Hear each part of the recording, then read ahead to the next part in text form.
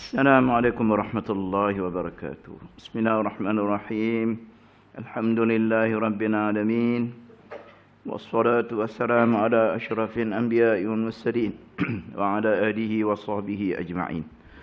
رب اشرح لي صدري ويسر لي أمري واحلل عقدة من لساني يفقهوا قولي.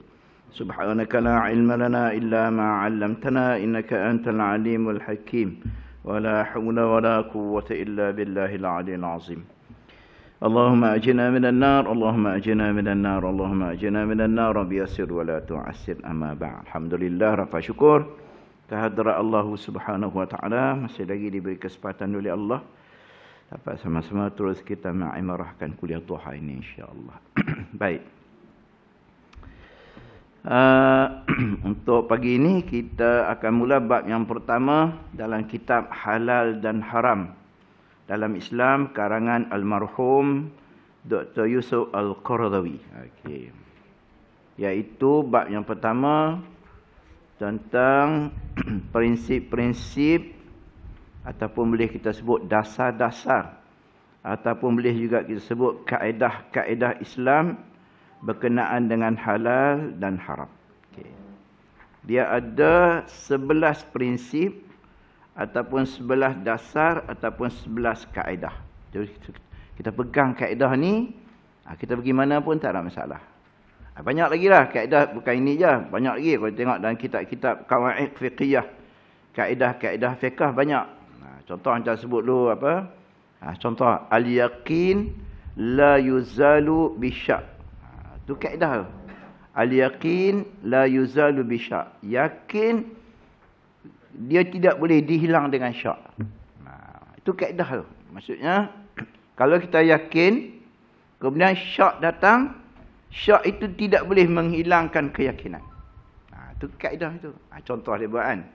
Lepas sembahyang maghrib, kita duduk kuliah maghrib ke ataupun kita duduk mana-mana, duduk tak ada masalah apa, duduk sampai isya, ada dak uduk, timbul syak, ada dak uduk.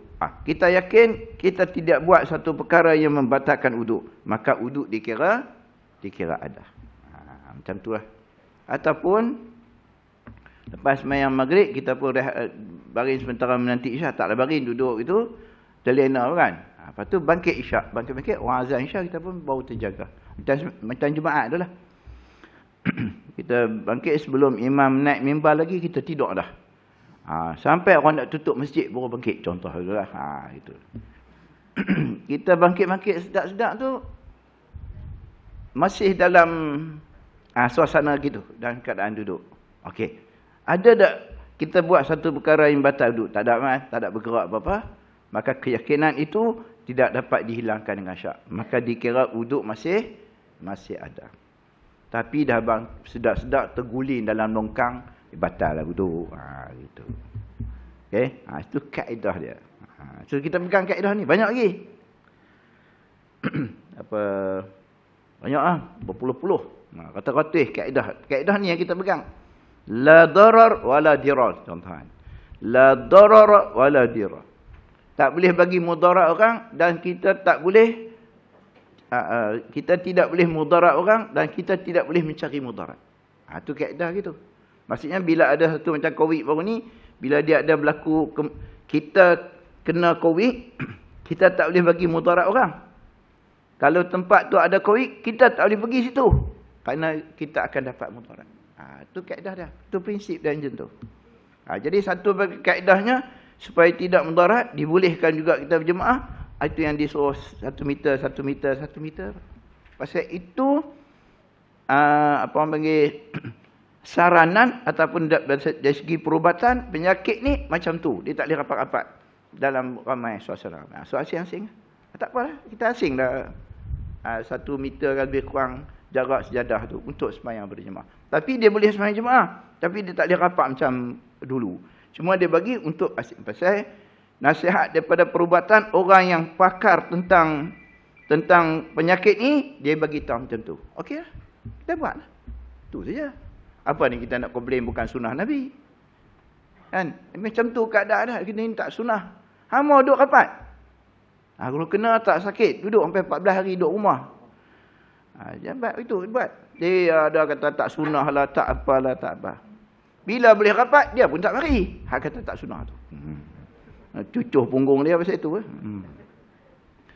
Bila dihadkan beberapa orang saja untuk berjemaah kerana dia tak boleh ramai suasana begitu. Tak apa dah. Tak payah ramai jemaah. Apa yang masalah? Kan? Cerita lama tapi orang kita ni tak faham. Yang tak ngaji, dia tak tahu lah. Dia mari juga sembahyang jemaah. Orang bagi kita tak boleh. Hanya 13 saja. Kalau ramai-ramai jadi penyakit ni jadi masalah. Roncang pakat masjid tu. Nak masuk juga sembahyang jemaah. Oi, ingat masjid bapak hampa ke? Kacau sungguh. Dia main lambat. Bagi 40 orang saja nak mencut bagi cukup jemaah tu. Dah lebih daripada tu tak boleh lah pasal dia penyakit macam ni. Goncang juga nak mari juga jemaah. Bila dah boleh jemaah dia pun tak mari. Gitulah. Itulah manusia ni gitu. Tapi kalau kita pegang prinsip-prinsip itu senang tuan. Banyak lagi prinsipnya. Bukan sebelah ni ya, ada lagi. Yang disebut dalam kitab-kitab fiqh yang kita jadikan dasar untuk kita pegangan. Kalau macam ni macam nak buat.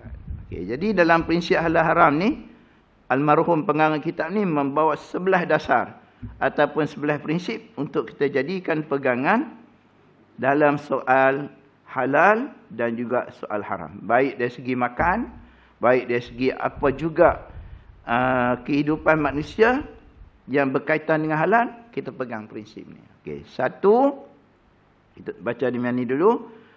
Hukum asas sesuatu adalah harus dibolehkan. Nanti dia ulaslah. Lepas tu, kuasa halal dan haram adalah hak Allah SWT semata-mata. Nanti dia akan ulas lagi. Mengharamkan yang halal itu, mengharamkan yang halal dan menghalalkan yang haram sama dengan syirik kepada Allah Ta'ala. Benda halal, kita haram. Benda tu haram, kita halalkan. Macam syirik. Alhamdulillah. Tuhan bagi benda tu boleh. Dari segi syaratnya boleh makan. Kita tak mau makan. Kita anggap dia haram. Benda yang haram, kita anggap dia halal. Maka juga adalah syirik. Yang keempat, pengharaman membawa kepada keburukan dan bahaya. Penggunaan halal tidak lagi berhajat kepada penggunaan haram. Apa yang membawa kepada perkara yang haram, hukumnya haram. Apa bawa pada haram, hukumnya adalah haram lah. Satu benda yang haram, lorong-lorong dia pun juga haram. Kan? Tuhan kata wala taqrabuz zina, contoh itulah. Jangan hampiri zina. Lorong-lorong dia pun juga haram. Jangan main judi, Tuhan tak bagi main judi. Lorong-lorong ke arah tu pun juga tak boleh. Itu akan diulas lagi. Haram membuat tipu hailah untuk perkara yang haram. Haram membuat tipu hailah untuk perkara yang haram. Benda tu haram, dia pusing jadi halal. Padahal benda tu haram. Dia belit, dia keluar kata orang ni kata macam ni, okey, kira haram. Tak boleh. Niat yang baik tidak boleh membersihkan yang haram. Macam Robin Hood tu. Dia mencuri, tapi dia nak tolong orang miskin. Tapi niat dia tu bagus. Tapi amalan dia tak baik. Dia rompak-rompak orang. Ni contoh lah. Robin Hood tu bukan reti benda ni. Tapi nak cerita tak betul kaedah dia. Dia rompak orang, dia bantu orang miskin. Niat dia betul, bagus. Dia nak bantu orang miskin. Tapi cara dia, cara dia tak betul. Tak boleh macam tu. 9, memelihara diri dari perkara yang syubhah, iaitu yang sama-sama. 10, sesuatu yang haram itu tetap haram kepada semua. Dan 11, darurat membolehkan sesuatu yang dilarang. Okey. Muqaddimah. Sesungguhnya perkara halal dan haram itu sama seperti perkara-perkara lain yang mana ramai dari kaum jahiliah dahulunya tersesat serta mengalami kekacauan yang luar biasa dalam hal mereka. Sehingga mereka menghalalkan yang haram lagi buruk dan mengharamkan yang halal lagi baik. Ini zaman jahiliah dulu. Ada lembu sekian-sekian dia tak makan. Unta bahirah tak makan. Unta ni tak makan. Unta jenin tak makan. Padahal Tuhan kata makan je. Apa hai? Dia tak makan ni. Jenis-jenis macam ni. Apa-apa jadi gitu. Jadi celaru hidup daripada gitu. Lembu tak makan. Contohan. Lembu tak makan. Siapa suruh tak makan lembu? Tapi jual boleh. Itu masalah dia. Dia tak makan Tuhan dia. Tapi dia jual Tuhan dia. Lagi teruk. Dia debat gitu. Debat kaedah. Siapa suruh macam tu? Jadi celaru lah. Benda yang halal dia tak makan. Benda yang haram dia kata baik pula. Hal seumpama ini juga berlaku kepada para penyembah berhala. Wasani. Wasani ni penyembah berhala lah. Dan orang-orang yang berpegang kepada agama ahli kitab. Iaitu Nasrani dan juga Yahudi. Pun sama juga mereka ni pun. Babi tak boleh makan. Tapi dia berkata boleh. Padahal Tuhan sebut dalam Taurat, dalam Injil, babi tak boleh makan. Tuan-tuan, Yahudi dengan Nasara ni sebenarnya bukan boleh makan babi. Dia tak boleh. Memang Tuhan turun dalam Taurat yang asal. Tuhan turun dari Injil kepada Nabi Isa. Memang agama samawi. Tuhan bagi tahu dah. Hampa tak boleh makan babi. Termasuklah kita hari ni. Tapi mereka ubah dengan Taurat tu dipusing. Diubah sesuai kandungan. Dia makan babi juga tak boleh sebenarnya. Babi, judi, semua tak boleh.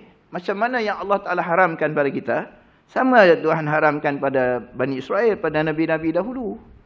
Mana ada dulu boleh makan babi, hari ini tak boleh. Tak sama je. Cuma ada beberapa syariat saja yang ada beza lah. Itu syariat sikit-sikit itu ada beza. Dari segi ketuhanan sama aja. Tapi puak-puak ni, wasani sembah berhala ni, dan setengah daripada ahli kitab ni, dia ubah suai. Tapi ada ahli kitab yang handai. Macam Waraqah bin Naufal, kan? Sepupu Khadijah. Bila Nabi dapat wahyu yang pertama tu, Nabi balik selimut, siuk. Pasal tak pernah jumpa makhluk sehebat itu. Jibril tu, sehebat. Dia tak pernah kenal Nabi ni, Jibril ni. Pasal usia 5 tahun, waktu dia duduk dengan Halimah Sa'diyah, Jibril turun dah, belah dada dia. Sekali. Tapi budak 5 tahun, mana dia cam benda tu. 40, sekali lagi Jibril turun. Di Gua Hira. Tak pernah tengok makhluk tu. Lepas tu dah pernah tengok. Kena peluk-peluk sampai tak boleh nafas pula. Suruh baca pula. Kawan tak erti baca. Suruh baca. Lama-lama bolehlah ikut sikit. Balik balik selimut. Dia suruh Khadijah binti Khuwailid selimut. Tengoklah. Lepas tu besoknya dibawa. Khadijah bawa pergi jumpa sepupu dia. Waraqah bin Naufal. Ni ahli kitab. Orang yang handai tentang kitab Taurat dan juga kitab Injil. Dia buta. Tapi dah berusia lah, dah berumur lah. Dia cerita kat Nabi cerita kat dia. Peristiwa yang berlaku dalam Gua Hira tu. Cerita, dia dengar ya. Dia kata, makhluk yang datang kepada engkau dalam Gua Hira tu adalah namus. Namus ni orang Yahudi. Yahudi panggil Jibril ni namus. Itulah namus, kita Jibril. Datang pada engkau untuk nak bagi tahu pada engkau ni nak jadi Nabi. Dia beritahu siap. Kau akan pegang satu tanggungjawab yang besar. Tapi kau kena ingat, suatu hari nanti kau dihalau oleh keluar daripada kampung kamu oleh kaum kamu sendiri. Itu yang Nabi heran. Kenapa aku dihalau keluar? Mesti hijrah itulah. Kerana setiap orang yang membawa kebenaran pasti akan dimusuhi. Dia beritahu. Kalaulah aku dipanjangkan usia, aku akan bantu perjuangan kau, kata dia. Dia pun mati meninggal dunia. Itu yang Nabi ikut tu. Dia dah tahu dah. Pasal ahli kitab ni memang handai Dibawa masa Nabi usia 12 tahun, dibawa oleh Abu Talib, pak saudara Nabi, duduk dengan Nabi kan. Lepas mak dia meninggal, duduk dengan Tok Abdul Muttalib. Duduk lebih kurang setahun, Tok pula meninggal. Dan dapat kasih sayang Tok ni, rupanya Tok pun meninggal. Duduk dengan pak saudara. Ni yang lama ni. Jadi 12 tahun, Abu Talib nak ajar Nabi berdikari, nak latih dan berniaga, pergi ke Syam daripada Mekah. Berhenti di satu tempat nama Busrah. Tak jauh dengan Syam lah, tak jauh. Tapi dia rehat je, berhenti. Berhenti depan satu haikal. Satu haikal ni macam gereja lah lebih kurang. Gereja. Dalam tu ada satu orang nama Jurjis. Jurjis ni dia ahli kitab. Orang panggil Buhairah lah. Ada juga disebut Buhairah dia. Bahirah. Ataupun Buhairah. Mana-mana lah. Dia berhenti depan tu. Keluarlah Buhairah ni. Jurjis ni. Keluar tengok. Dia bertanya Abu Talib. Nak bawa mana budak ni? Dia kata aku nak latih berniaga ke Syam. Aku nak bawa dia ke Syam untuk latih dia berniaga. Jurjis ni kata macam ni. Aku rasa ada bebek yang bawa balik. Aku takut, aku bimbang orang Yahudi di Syam akan bunuh dia. Akan bunuh ni. Pasal dia ni nak jadi Nabi satu hari nanti. Dia bawa balik. Pasal apa dia tahu? Pasal dalam kitab Taurat, kitab Injil tu dah disebut karakter Nabi akhir zaman. Sebab tu dia tengok dia kenal. Kan? Macam kita baca sejarah, sekian, orang ni dah rupa-rupa dia. Bila kita jumpa, oh betul lah. Macam aku baca dalam buku tu. Kan, dia bercerita orang, ini dah rupa orangnya, apa semua-semua kan. Kita tak jumpa orang dia. Satu hari bila kita jumpa, oh ni dia, betul lah. Macam mana yang dia WhatsApp aku tu. Dia rupa orang lah. Tentu lah. Padahal kitab Injil tu 1000 tahun. Tapi benda tu dah ada. Sebab tu dia tengok. Dia lebih jelas lagi. Dia tengok kat belakang Nabi ni.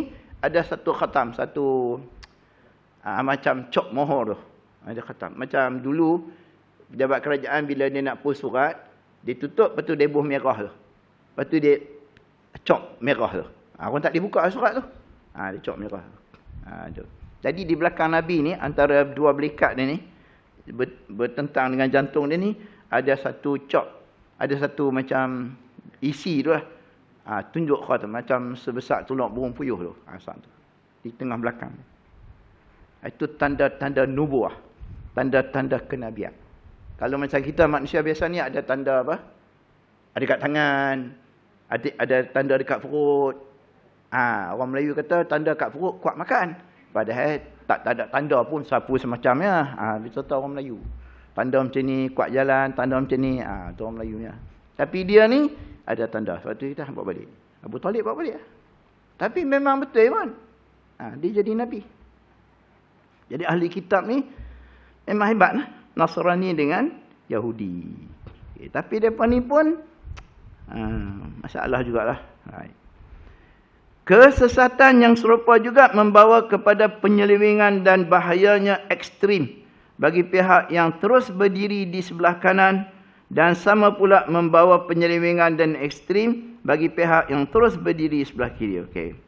Maksud pada ekstrim sebelah kanan terdapat kaum Hindu Brahman yang kejam. Hindu Brahma ni nanti dia akan sebut. Hindu Brahma ni Hindu yang jenis Semayang je. Mereka ni ada ketika-ketika mereka berpuasa. Dan mereka ni vegetarian. Mereka ni ada waktu-waktu mereka makan sayuran. Dia tak makan binatang ni. Dia kata makan binatang ni, yang kita sembelih ni adalah kejam. Dan zalim terhadap binatang. Sebab tu mereka tak makan. Mereka bodoh dan tak piyah. Kita sapu je, peduli apa. Dia tak boleh. Bagi dia, dia kata kejam. Sebab tu mereka tak makan lembu ni. Bukan tak makan lembu tak sembelih. Yang sembelih pun dia tak makan. Pasal sembelih tu mereka anggap kejam. Dululah. Dan ni saya tak tahu lah. Hindu Brahma lagi. Jenis semayang macam ni. Ni hak 3. 3 ni. 3 strike. Bukan senang pun dapat 3 strike ni. Sarjan pun bahkan masa baru nak pencin baru dapat sarjan. Dia dapat ni. Dia ni jenis tak kahwin. Tak ada apa. Jenis naik basikal. Dia tak naik kereta. Tok Imam kita naik kereta. Dia pun tak naik. Dia pun naik basikal. Kalau kat Tanjung Rambutan tu, daripada Bercam tu pergi Tanjung Rambutan tu, naik basikal. Tak tahu kalau dia duit tak ada, tapi dia naik basikal. Lepas tu pakai kain putih atas dengan bawah. Lepas tu bagi nampak kanan ni. Dia naik basikal. Warak dia. Dia punya Hindu Brahma. Kalau Siam ni pakai kuning tu pun sama juga. Mereka jalan tak pakai kasut. Nak tunjuk kewarakan dia. Nak tunjuk kata hebatnya mereka ni. Mereka jalan tak pakai kasut. Tapi lah ni nampak ada yang pakai. Kena cucuk paku panas dia pun tak tahan. Bodoh. Tu imam kita tak ada syarat. Nak jadi imam, mesti tak kahwin. Oh tak mahu. Bagi lawan 800,000 pun tak mahu. Dia tak boleh. Syarat jadi imam, kena naik basikal atau jalan kaki. Mana tu haji. Apa hal. Sebab tu Islam, dia tak ada sampai tahap tu. Tak boleh pakai kasut. Apa kerja. Tapi bagi dia macam tu lah. Apa macam tu. Tuhan Islam bukan suruh macam tu. Binatang, lembu kerbau ni, dia bukan ada hidup matlamat hidupnya. Dia tak ada. Tuhan bagi jadi, nak hias dunia. Lepas tu jadi tumbuhan. Dia makan tumbuhan, kita makan dia. Itu je. Pasal dia tak ada matlamat hidup. Lepas tu Islam bagi sembelih. Daripada dia hidup suatu di India, lembu dah, tua-tua dah, bonggoi dah. Dia tak makan, tengok je. Dia pun naik angin lah. Nampak tak makan, dia sodok habis orang, dia naik angin. Apa? Dalam, kalau dia fikir sendiri, dia tahu. Ada satu cikgu, di belah Tapah, dia ngajak sekolah Hindu. Ni politik punya hai, tu dia hantar sekolah Hindu. Daripada sekolah rendah, politik punya hai, hantar sekolah Hindu. Padan muka hang kan. Hantar sekolah Hindu. Seorang dia yang Melayu, lain tak ada, cikgu lelaki. Selalu ngaji dengan saya. Dia kata senang ustaz mengajak sekolah Hindu, senang. Mesyuarat tak payah hadir. Dia kata cikgu boleh balik, tak apa. Cikgu boleh balik. Pasal dia mesyuarat cakap Hindu, dia nak buat apa? Dia kata saya nak reti apa? Saya balik. Kalau ada mesyuarat boleh balik awal. Dia kata hari-hari mesyuarat tak apa, saya boleh balik awal. Kalau sukan-sukan ni tangkap gambar je, tak payah jadi guru apa tak payah. Senang dia ajak. Tapi tu nak masuk sekolah tu tokong. Jadi waktu nak periksa UPSR dulu, dia panggil lah macam kita lah baca Yasin, budak-budak nak SPM. Ni dia panggil dia punya itulah. 3 calik tu. Mai duduk dalam kelas kan. Ni budak-budak duduk apa? Mentera. Jadi ada satu tokong dia buat dalam sekolah tu. Tokong tu pegang sitah. Tokong dia buat pegang sitah. Dia panggil yang ni Tuhan Pendidikan. Di sekolah ni Tuhan Pendidikan. Dia kata ada peluang saya nak tiba asal depan ni. Okey. Dia dah panggil yang 3 calik tu mai baca mentera apa semua. Cikgu Melayu ni kata, dia kata kat cikgu India tu lah. India tu setiap usaha peperiksaan. Dia kata, cikgu, tak payahlah panggil ini orang. Ini Tuhan sudah ada. Ini Tuhan Pendidikan. Dia boleh bagi soalan, dia boleh bagi lulus budak-budak. Tak payahlah ini. Ini bohongnya lah. Dia pun tahu ini bohongnya lah. Dia pun tahu ini bohong. Dah hantar dia Tuhan Pendidikan. Dia kalau Tuhan Pendidikan, maksudnya banyak soalan boleh bocok. Dia Tuhan. Tuhan dia tahu semua soalan. Dia right, dia meriksa sendiri. Ini bohongnya lah cikgu. Dia pun tahu bohong. Siapa pun tahu kan bohong. Tu yang contoh saya pergi Batu Gajah yang rawat budak Hindu tu. Tu lah. Bukanlah histeria. Histeria lah. Dia nampak benda. Kat Maghrib saya sampai Masjid Imaniah dekat Bemban. Masjid tu tepi jalan. Taklah tepi jalan sangat, tapi naik. Buk menjuri. Saya ingat dalam 3 tahun, 4 tahun gitu lah. Jerit.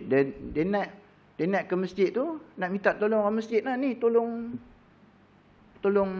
buat apa kan? Tapi orang masjid dia tak perasan. Pasal ada dinding dia kaca. Jadi bila tutup, tak dengar lagi pun. Kalau mereka dengar, mereka ingat budak-budak main. Tu dia tak tahu, saya duduk kat parking ni. Tengok apa hai Hindu ni. Suami dia park kereta SUV Trail, Nissan Trail, warna hitam. Lepas tu dia keluar pergi. Kata ni ada kalut apa-apa ni. Saya pun tutup. Masa tu dah azan dah habis azan, tunggu kamat. Dia pun naik. Dia buat macam ada dataran tu. Dia buat simen, tile, lepas tu dia buat bumbung. Jadi boleh rehat lah situ. Sebelum masuk pintu utama ke masjid. Saya tanya, apa hal? Dia tanya dah. Dia tengok benda. Dia kata, mak dia tu, muda lagi saya ingat 35 gitu kot. Dia tengok benda. Kita pun tengok benda juga, tapi tak ada menjerit gitu. Tengok teluk mahal tu nak menjerit. Dia tengok benda. Tengok benda ni maksudnya, apa? Ni lah, tengok. Hantu lah apa kot. Dia kata dia tengok benda saya. Okay, you duduk mana? Dia kata duduk Ipoh. Sini mari ziarah saya punya saudara belakang ni. Jadi belakang masjid tu, Masjid Imaniah tu, banyak rumah-rumah teres tu. Campur-campur Melayu, Cina semua ada. Okay, saya pun kan tahu sangat benda ni. Tak kerti. Tak belajar pun. Saya pun tak apa. Saya pun duduk atas kursi kayu yang mereka buat. Lepas tu buah bunga-bunga sini kan. Itu. Sebelum tu saya beritahu kat Bilal tu. Bilal, Tuan Haji, ambil ni. Ambil ayat syang satu. Dia pun duduk tengok tepi cermin tu. Dia tak buka pintu tu. Panggil. Bawa ayat satu. Saya pun duduk atas kerusi kayu tu. Biasalah kita tengok dia perawat. Kalau jenis histeria ni, dia pegang kepala. Kan dia pegang kepala orang. Biasa gitu. Saya nak pegang kepala, takut pegang kepala moknya pasal rambut sama ya. Jadi, dia main dekat. You jauh sikit. Duduk sana-sana. Nanti batas mayang aku jenuh. Saya pun baca lah sikit apa. Tak, dia punya menjerit ni. Yalah budakan. Kita tak tahu. Lepas tu kalut dengan moknya pula. Dengan ayah dia pula. Ayah telefon ni yang dia. Warnanya dia. Kamu dia berkata ini haji ada rawat kot-kot lah kot. Ini haji ada mulai pun dia. Wongsi no. Lepas alik pun tak tahu. Lepas alik apa. Dengar. Punyalah kalau apalah aku nak baca ni. Kalau sungguh Hindu ni tu. Yang anak tu saya cerita dah. Ayah pun buka ayat apa. Bacalah apa yang patutlah. Yang ingat-ingat kita pun tak pandai. Baca. Okey. Sekarang, dia kasih dia minum. Dia duduk dukung ni. Budak tu duduk ni. Okey. Kasih dia minum. Bila kena? Dia kata petang tadi. Okey. You kasih dia minum. Lepas tu nak minum payahlah budak tu duduk ni. Tak apa.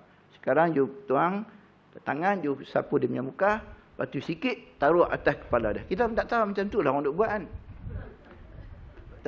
Mati ke hidup, aku tak tahu. Tapi macam tu lah. Dia pun sapulah ayak tu di muka anak dia tu. Nampak. Dia pun ni percaya tuan. Kita cakap ni percaya. Dia yakin tu yang. Kita yakin juga ayat Yasin ni. Tapi slow juga. Bukan betul ni. Minum dekat 2 kolah lah. Tapi dia macam ni juga. Jadi dia sapu-sapu muka tu. Adalah perubahan. Sikit-sikit. Dia pun dah slow. Sekarang you pergi buat sana. Ini nak sembahyang maghrib ni. Duduk situ pakai tak sembahyang maghrib lah kami. You pergi buat sana you punya kereta. Okey, terima kasih. Okey. Pergi lah. Lepas tu sembahyang maghrib apa semua. Kuliah apa, lepas Isyak. Dia bertanya, apa yang Ustaz? Dia pun tak tahu jemaah ni.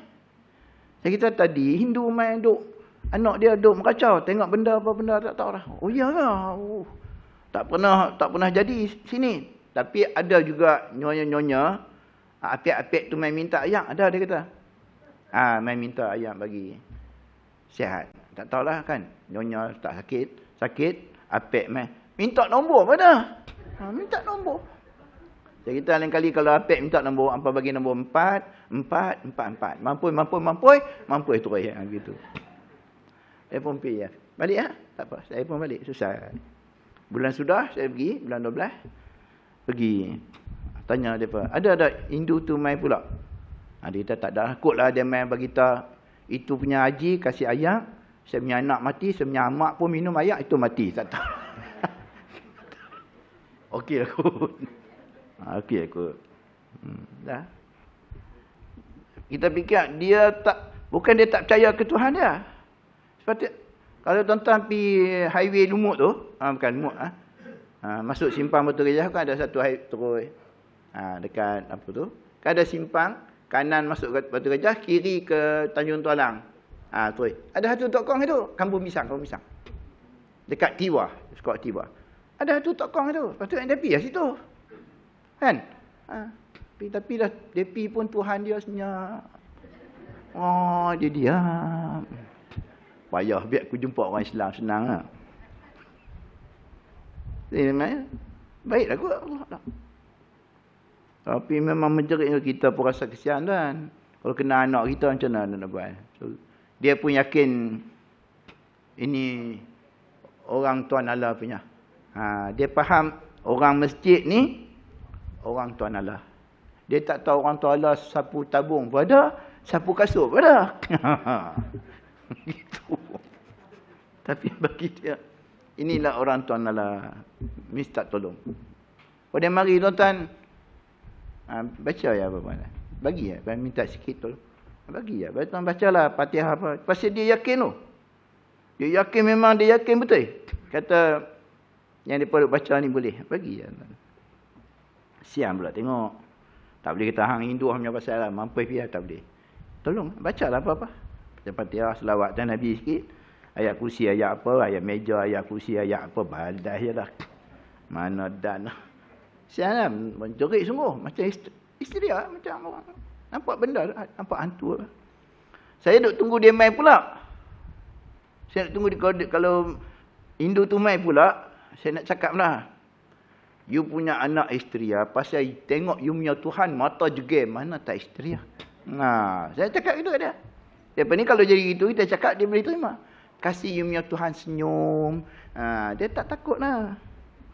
Kasih kalau itu Tuhan you punya Tuhan perempuan, kasih pakai tudung. Cantik jegeng mana tak takut. Oh iya. Teruk sangat Tuhan yang orang tengok dekat Gerintah Mission Center. Duduk atas tu. Hampir buncit perut, minum angin atas, makan angin atas. Macam tu. Orang tengok. Dulu dia punya acik-acik ni, kalau pakai sari, nampak perut kan? Bukan nampak perut, pusat pun tubuh je dulu. Alah ni tuan tengok, dia tak pakai dah.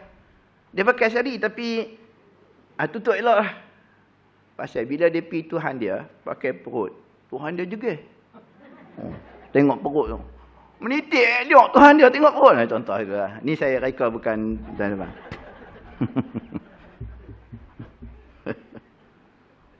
Aduh, entahlah. Dia tak percaya kita. Dia tak percaya ke ni. Dia percaya kita. Siapa pun macam tu.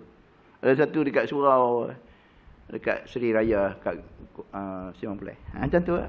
Dia tak tahu lah, dia kata minyak habis. Minyak, nak duit tak ada, nak buah minyak, nak balik Kuala Selangor. Hindu. Duitnya. Tapi orang masjid ni, orang surau ni bagus kan. Kutip secara ad hoc, dekat 100 dapat tu. Kutip secara ni kan. Okey, tolong saat ni. Dia duit tak ada. Kutip lah. Seorang sikit. Dekat 100 lah dapat. Oi, takkan nak pakai, dia pakai wira tu. Sedan yang panjang. Itu minyak pergi Kuala Selangor berapa aja. Dia dapat duit Hindu tu. Start tu tayar pergi dulu. Nak balik Kuala Selangor. Hancur Hindu ni. Dia main sini. Mana-mana pun main sini. Ada satu hari tu di 2C ke di mana aku tak siap saya. Itu orang kita lah. Dia duit. Dia habis putus dia tak tahu lah orang curi ke apa. Jadi kutip, beli dia balik Kelantan. Beli tiket kat dia, baki bagi kat dia. Tak boleh bagi semua kat dia, suruh beli tiket. Dia tak beli lah. Sekali dia pergi masjid ni pula, minta saya ke pun. Lama-lama 1,000 dapat. Lepas beli tiket kat dia, bahas pukul 9.30, bagi dia naik. Dia nak balik Kota Baru. Jadi orang mari masjid semua. Keputusan duit ke apa putus semua, banyak main masjid. Tapi tengoklah masjid. Mai dah gelap orang balik, tak ada lah. Tu kita Hindu Brahman ni, yang kejam. Kita anggap kejam gitu. Hindu Brahma. Cina ada yang, Cina apa ni? Yang orang Melayu boleh makan, Cina apa? Cina Highland. Mana ada dah lah ni. Tak ada lah. Saya tanya Cina fikir saya dulu kan. Saya ada lagi kah? Cina Highland ni mana ada dia lah. Tak ada lah. Dulu. Ni mana Highland, ni Selam ya. Ada Highland lah. Tu orang mereka pergi makan kenapa kocam mi Highland tu. Tak ada lah. Dulu zaman ayah dia kot, ayah dia kapan memang ada lah, sekarang tak ada. Tapi orang kita duk pegang tu lah. Mi Highland. Berminyak muncul makan tu. Lepas keluar subuh makan. Tu di pagi tu. Tu orang duk pergi Canning Garden tu pula. Canning Garden tu tak tahu Highland ke. Tak, tapi memang ramai. Tambah masalah-masalah ni. Penuh. Ada satu apek sebelah tu goreng fish cake apa tah dia buat. Adalah goreng-goreng. Pakai singlet ni. Bulu ketiak. Panjang ni. Orang pergi makan. Sedap tengok bulu ketiak tu. Sedap. Apa orang kita ni. Bali ni sendiri boleh. Kaum Hindu Brahma yang kejam. Kaum rahib Masihi yang keras hati. Dan lain-lain kepercayaan yang berdiri. Serta menyeksa diri dan jasad. Depa seksa diri depa sendiri. Depa duduk bersuluk tak disuruh begitu. Kalau ahli tasawuf pun tak disuruh bersulung, makan beretih ya. Apa ni, beras goreng, duduk dalam gua bersuluk sebiji beretih, mana mau. Tak ditunjuk Nabi macam tu. Tu dia yang saya tahu, saya tengok ada satu rencana yang bawa kawadi itu dia bernazar. Dia bernazar sesuatu macam kita nazar kan. Dia bernazar sesuatu, dapat. Bila dapat dia nazar, Tuhan dia bagilah kot. Dapat. Dia sebelum nak ke pikul tu, dia 40 hari ni kena tidur atas lantai. Atas tikap mengkuang je. Tak boleh tidur atas katil. Bantai pun kayu je. Di mengkuang. Itu yang saya tahu dalam rencana tu. Lepas tu baru sampai masa dia, baru dia bawa pergi ke sungai. Baru cakap-cakap. Dia dipikul. Itu cerita dalam dia lah. Yang saya tengok dalam dokumentari. Tu asal dia gitu. Kita kalau nazar, dapat ya Tuhan bagi, kita nazar nak puasa kan. Kalau Allah Ta'ala bagi aku sihat, atas nama Allah Ta'ala aku bernazar nak puasa 3 hari. Dah. Tuhan bagi sihat. Kena puasa 3 hari. Itu je lah. 3 hari tu pun boleh boleh selang-selang. Tak payah ni. 2024 sehari, 25 sehari, tahun 2026 sehari. Habis puasa, mati. Contoh itu ya. Dia tak payah direct. Sikit-sikit. Tu nazar yang dia tak bagi kita nazar teruk-teruk. Yang susah-susah. Dia bagi simple-simple je. Bukannya, tapi maksudnya jangan menyeksa diri. Sampai gitu. Tu yang dia cakap. Waktu tu kita tak boleh pergi tengok dia. Kita nak pergi tengok dia berjalan. Tak boleh. Dia nak buat, itu hal dia. Dia nak buat dekat Gunung Curah tu kan. Dia tutup jalan. Dia nak empas nyok ke, nak empas kepala ke, dia punya pasal. Dia nak berlagak sama-sama kepala dia, kedukuk-kedukuk. Itu dia punya hal. Kita nak pergi ambil. Nyok dia pun tak boleh buat. Dia empas banyak-banyak, lepas tu dia buang tau. Itu. Dia bukan ambil. Kita pun sayang, pergi ambil kukok. Buat seri muka, buat buat gulai kepala nyok-nyok kan. Hantar main masjid. Sedap gulai hang kali ni, selalu tak sedap. Bagi habis makan lu, ni nyok yang tai pusam. Tak boleh. Haram. Pasal dia tu ibadatnya. Dia acara ibadat. Tak boleh. Nak bagi bawa ayat kat dia pun boleh. Dia kesian tengok dia bawa kan. Aneh. Bagi dia minum. Tak boleh. Kan? Kesian tengok dia bawa. Aneh. Kasih saya pula. Kita pula pikul. Dengan kepiah kain yang tak boleh. Polis tak apa. Polis tu pasti dia nak jaga keselamatan. Itu tak ada hal. Kita saja pergi. Lepas Isya. Baru lepas kuliah Maghrib. Start motor pergi tengok. Tak boleh. Baik. Semua acara-acara agama semua tak boleh. Macam Ponggal. Acara Ponggal. Ponggal ni acara agama. Dia ni asap. Lepas tu minum susu. Itu acara agama. Tak boleh pergi. Kalau kita nak ra'i dia pun hanya sekadar. Kalau Deepawali, kita wish Deepawali. Happy Deepawali. Cukup. Tak boleh kita. Dia agama. Kita punya nak ra'i dia sampai tahap tu kita ni. Tak betul. Punya nak ra'i bangsa. Tak apalah. Kita wish happy Deepawali. Sudah. Kita nak pergi pesta punggar, pesta punggung, pesta apa. Tak boleh. Dia betul dia punya hal. Dia punya pasal. Lakum dinukum waliyadin. Tak boleh. Kita punya nak ra'i dia bagi tahu Ashabul Kahfi ni orang Kristian. Mana betul. Dari dulu kita duk belajar dengan ustaz kita. Ashabul Kahfi ni orang beriman. Fityatun amanu. Pemuda-pemuda yang beriman. Wazidnahum huda. Kami tambah lagi petunjuk pada mereka. Warabatna ala qulubihim. Kami ikat hati-hati mereka. Supaya mereka tetap berpegang dengan agama samawi Allah SWT. Anak ra'i jangan sampai tahap tu. Dah kena hentam. Dah kena hentam, koyak pula. Itu masalah dia. Tak boleh. Kita nak baca dulu, nak tengok kisah dia. Ada riwayat, tapi lemah. Riwayat yang kata mereka Kristian lemah. Riwayat yang tak dipakai lah. Lemah langsung. Orang beriman. Amanu tu langsung. Amanu. Kan? Kami fityatun amanu. Pemuda-pemuda yang beriman. Ada kata 5 dengan anjing. 6 dengan anjing. 7. 7 dengan anjing. 8. Tak apa yang tu jumlah dia tu tak apalah Tuhan. Yang penting tu keimanan dia tu. Sanggup lari. Tinggal kesenangan. Lari daripada raja yang zalim. Tu yang jumpa dalam gua. Kalau tuan-tuan pergi Jordan. Ada satu gua kat Jordan tu. Dia bawa lah. Dia panggil Ashabul Kahfi. Tak tahu lah betul ke tak. Allah Alam. Tapi ada dekat Jordan tu. Ashabul Kahfi. 309 tahun tidur. 300 tahun tidur. Tuan bayang. Kita tidur 3 jam pun penin. Bangkit. Terjun atau cerak. Dia 300 tahun. Tuhan balik. Lepas tu Tuhan balikkan badan mereka ni. Supaya tidak melepuh-melepuh kan. Kalau sakit. Tu kita sakit kalau kita tidur macam ni lama-lama setahun. Habis belakang ni. Nanti kita nak kena kalih dia. Letak bantai. Lepas tu esok kalih pula. Dia pandai kalih kita. Apa dalam ayat tu. Supaya tidak belakang tu. 300 tahun kan.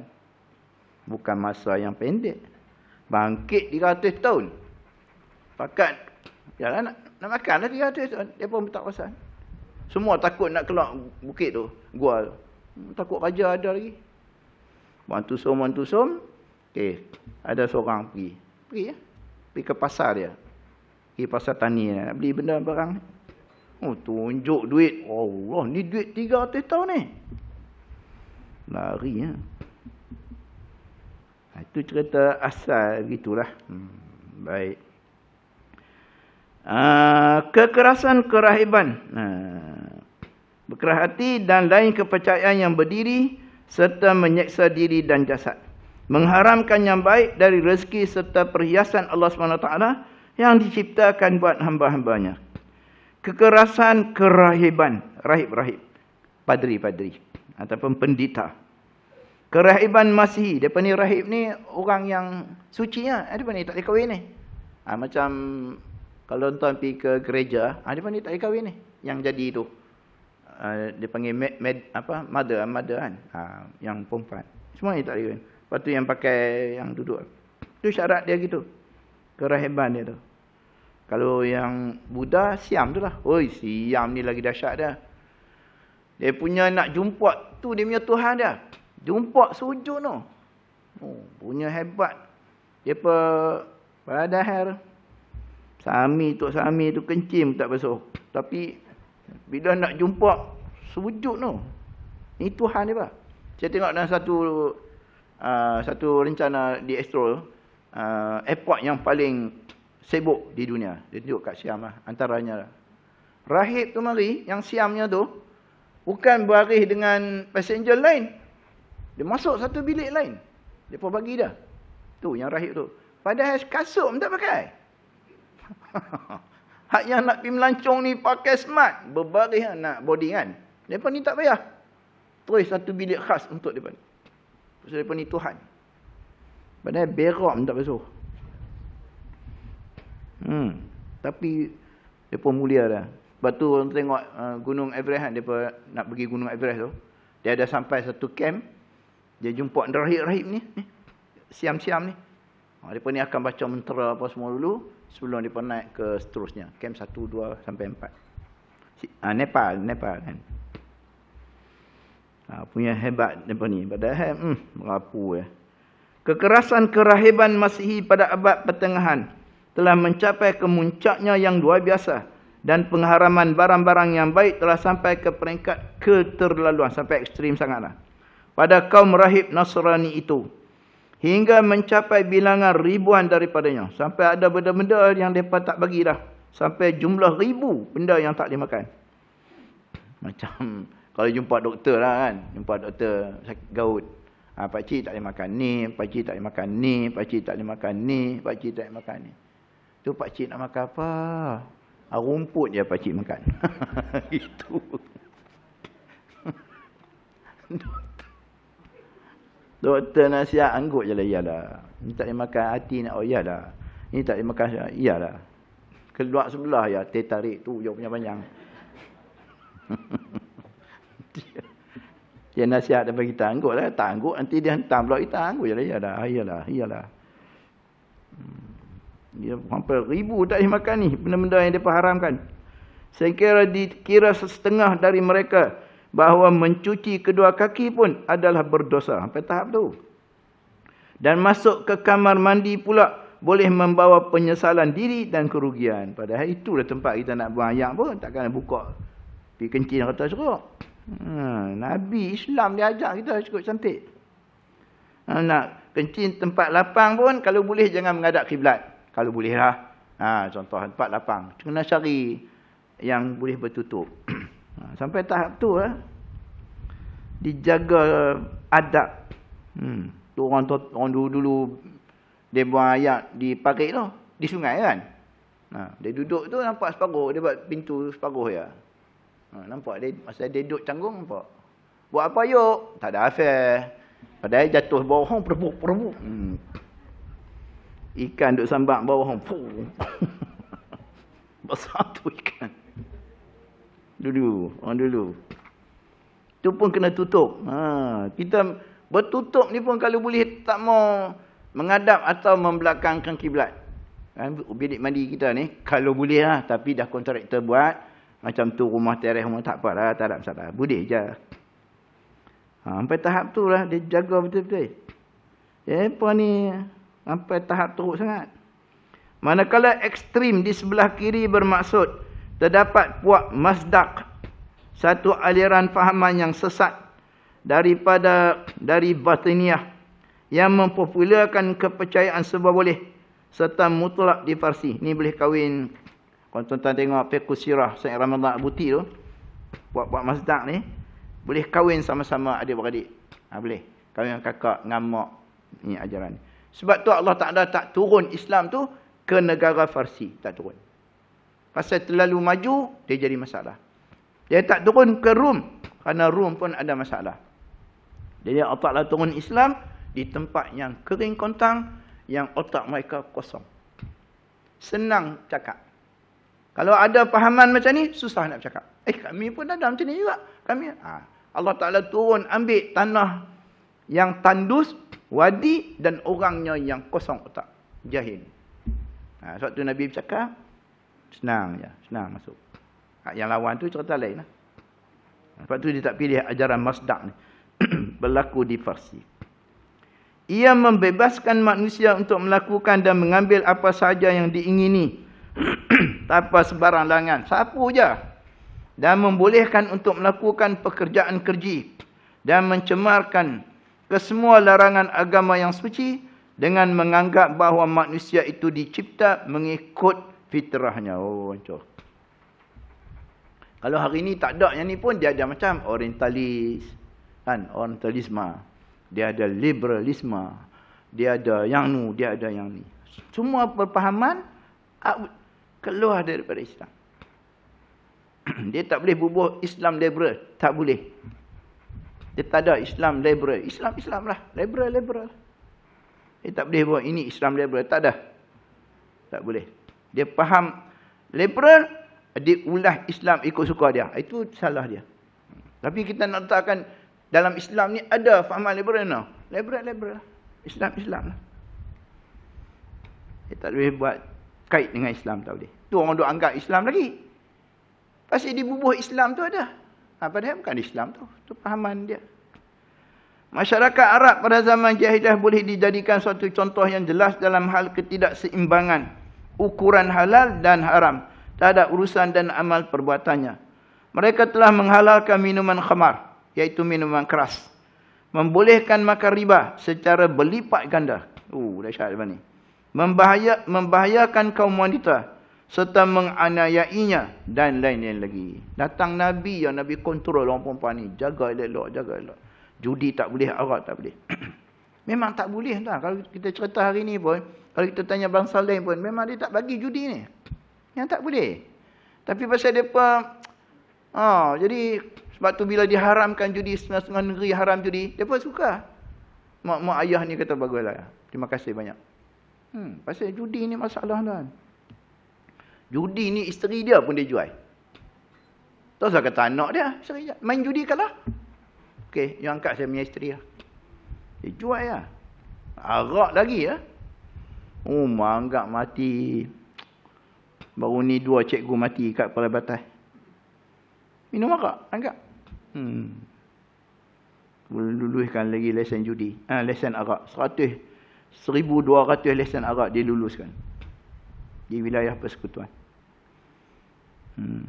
Bahaya arak. Kita okey bawa. Kita bawa okey. Orang lain pula mai hentam pula kita. Kita betul dah bawaan. Steady dah. Jalan tu pun bagi signal. Corner tu pun bagi signal. Nak cerita betulnya kita ni. Kalau simpang tak apalah bagi signal. Ni jalan tu memang corner. Bagi signal tu.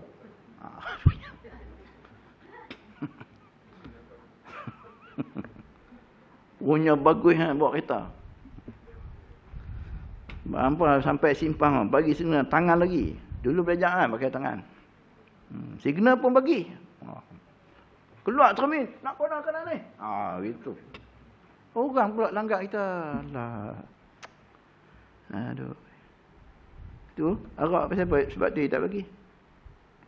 Lebih berat daripada perkara sedemikian sesungguhnya syaitan manusia dan jin telah merasakan elok pada pandangan orang ramai supaya membunuh kaum dan juga buah hati mereka. Malangnya mereka mematuhi perintah itu dan sanggup melanggar perasaan sifat kebapaan yang tumbuh dalam hati sanubari mereka sebagaimana diceritakan oleh Allah Ta'ala. Dia bunuh anak perempuan lah. Anak perempuan dia bunuh. Pasal dia punya pahaman dia, anak perempuan ni sial. Tak boleh. Jadi kalau isteri dia nak bersalin, dia korek lubang. Bersalin. Bersalin berdebuk, tengok anak perempuan, teruskan buih. Dah balik. Tu jahilah tu. Kalau tengok lelaki, okey ambil. Dulu lah. Wa kadzalika zayyana likasir minal musyrikin qatla auladihim syuraka'uhum liyurduhum wa liyalbisu alaihim dinahum. Dan demikianlah juga jahatnya ketua yang orang-orang musyrik itu jadikan sekutu bagi Allah SWT. Menghasut kebanyakan dari mereka dengan kata-kata indah yang memperlihatkan eloknya perbuatan membunuh anak-anak mereka untuk membinasakan mereka dan untuk mengelirukan mereka mengenai agama mereka. Golongan sekutu dari penyokong agama yang menyembah patung dan berhala ini telah membawa mereka kepada pelbagai cara untuk memperelokkan isu membunuh anak-anak ini kepada kaum bapa dengan beberapa sebab. Satu, takutkan kemiskinan. Kena bunuh anak tu, nanti miskin. Yang ada ataupun yang bakal menimpa dia. Yang ni pun susah, nak menimpa susah. Bunuh ayah anak ni. Itu pahaman dia. Merasa malu dan menjaga diri daripadanya seandainya anak yang dikurniakan Tuhan kepadanya itu seorang wanita, anak perempuan. Oh, malu, siai, tanam. Mendekatkan diri kepada Tuhan-Tuhan berhala dengan menyembelih anak serta menyembahnya sebagai korban kepada berhala-berhala itu. Nabi Musa bunuh anak lelaki. Itu bukan pasal siai, itu pasal ahli nujum dia kata akan lahir anak lelaki yang akan ambil alih merintah kamu. Dia takut yang tu. Itu dia arah keluar surat berkeliling, bunuh anak lelaki semua. Itu zaman Nabi Musa. Dan mak dia ni kan, hanyutkanlah Musa ni supaya tak dibunuh. Nak cerita bagusnya, masuk dalam taman istana Nabi Musa, Firaun. Angkat-angkat, tengok lelaki. Allah. Kata Asiyah, isteri dia. Asiyah ni orang beriman, isteri beriman. Beriman. Tapi dia tak tahu isteri dia beriman. Kalau dia buat hubungan dengan Asiyah ni pun, dia hubungan dengan syaitan. Syaitan yang rupa macam Asiyah. Tapi Asiyah ni ada disebut dalam surah Tahrim. Ada disebut, penghujung surah Tahrim. Dua manusia, Asiyah dengan Maryam. Belah lah. Kita pun bukan ada ni. Belah. Itu yang pelihara. Okey. Apa yang lebih pelik lagi, sesungguhnya mereka ini telah menghalalkan pembunuhan anak-anak mereka dengan cara menyembelihnya atau dengan cara menanamnya hidup-hidup. Kemudian mereka mengharamkan pula ke atas diri mereka banyak dari barangan yang bagus-bagus seperti makanan hasil tanaman binatang-binatang yang disembelih. Lebih mengharamkan lagi, mereka telah menganggap semua ini daripada hukum hakam agama yang mesti ditaati Dianggap macam tu. Kerana mereka mendakwa semua hukum hakam itu datang daripada Allah SWT yang telah ditetapkan ke dalam agama Islam. Padahal tak ada pun. Lalu Allah telah menolak dakwaan itu. Dia katakan dusta dan bohong semata-mata direka cipta oleh diri mereka. Wa qalu hazihi an'am wa harsun hijrun la yat'amuha illa man nasha'u bizamihim wa an'amun hurrimat zuhuruha wa an'amun la yazkuruna asmallahi 'alaiha iftira'an 'alaihi sayajzihim bima kanu yaftarun. Dan mereka berkata lagi, ini adalah binatang-binatang ternak dan tanaman-tanaman yang dilarang. Mereka yang cakap. Yang tidak boleh seorang pun memakannya, kecuali siapa yang kami kehendaki. Menurut anggapan mereka, dan sejenis lagi binatang-binatang ternak yang dilarang menunggangnya. Dan sejenis lagi binatang-binatang ternak yang tidak mereka sebutkan nama Allah ketika menyembelihnya. Kesemua itu mereka lakukan dengan berdusta terhadap Allah SWT. Dan Allah SWT akan membalas mereka disebabkan apa yang mereka telah adakan. Kitab suci Al-Quran telah menegaskan betapa sesatnya orang-orang yang menghalalkan apa yang patut diharamkan dan mengharamkan pula apa yang patut dihalalkan. Qad khasiral ladina qatalu auladahum ni. Sesungguhnya rugilah orang-orang yang membunuh anak-anak mereka kerana kebodohan, lagi tidak berpengetahuan. Sedang Allah SWT yang memberi rezeki kepada sekalian makhluknya. Dan juga rugilah orang-orang yang mengharamkan apa yang telah dikurniakan oleh Allah kepada mereka dengan berdusta terhadap Allah. Sesungguhnya sesatlah mereka dan tiadalah mereka mendapat petunjuk. Ketika Islam datang, ianya mendapati kesesatan dan penyelewengan dalam pengharaman dan penghalalan ini. Yang pertama dilakukan Islam untuk membetulkan keadaan yang sangat bahaya terhadap perundangan ini dengan membawa sejumlah prinsip perundangan yang baru dan menjadikannya sebagai batu asas atau penanda arah yang berdiri di atasnya urusan halal dan haram. Dia buat itulah Nabi sampaikan. Dan inilah yang kita pegang daripada kaedah itu. Islam pun telah mengembalikan dan meletakkan setiap perkara pada tempatnya yang asal balik dengan menegakkan kesaksamaan, mendirikan keadilan dan pertimbangan terhadap apa yang dihalalkan dan apa yang diharamkan. Tapi orang kita ni, dia tak mengaji lah tu dia tak tahu. Dia tahu, dia tak peduli. Padahal jabatan agama dah kata dah, tak halal, benda tu tak ada sijil halal. Macam mana apa pergi makan juga. Gitu. Jadi, macam mana kita nak salahkan siapa? Nak salah Islam, tak salah diri. Pasal kalau, pasal dia punya pegangan dia, sedap. Kami bukan makan daging, makan kuah je. Habis. Itu kata. Dengan sebab itulah umat Islam duduk di tengah-tengah manusia yang sesat, yang menyeleweng antara kanan dan kiri sebagai ummatan wasatah, umat pertengahan. Sebagaimana yang disifatkan oleh Allah Ta'ala yang menjadikan sebagai umat yang terbaik. Ummatan, khaira ummah. Itu sebut dalam Quran. Yang dikeluarkan kepada sekalian bangsa manusia. Maksudnya ni, ummatan wasatah. Dan juga ayat tu, saya qulu sufaha tu. Ummatan wasatah litakunu syuhada 'alan nas, sebagai saksi pada manusia akhirat esok. Hebatnya umat Islam ni. Okey, itu mukadimah dia. Insya-Allah diizinkan Allah Taala baru masuk prinsip yang pertama, hukum asas sesuatu ialah harus dibolehkan. Kalau kita tengok kaedah ni cukup luas prinsip halal ni kalau kita tengok inilah. Insya-Allah semua lagi wallahu a'lam.